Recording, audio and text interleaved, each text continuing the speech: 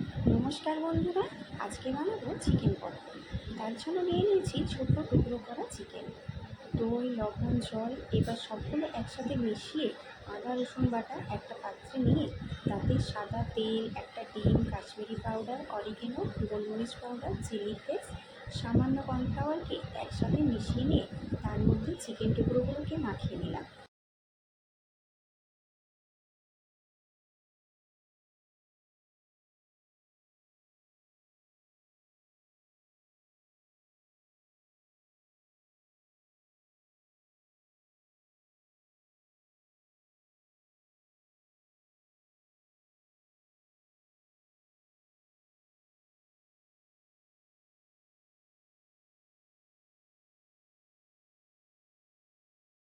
এরপর একটা পাত্রে ময়দা, গোলমরিচ পাউডারটা মিশিয়ে রাখলাম।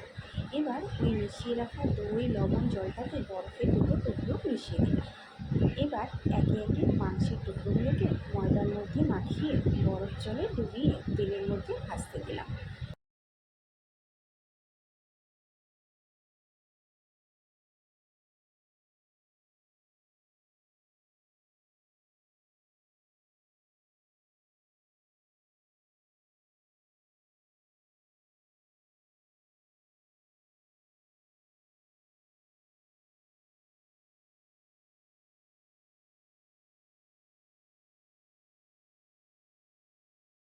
ব্যাস, লাল লাল করে ভাজা হয়ে এলে তুলে নিলাম একে একে।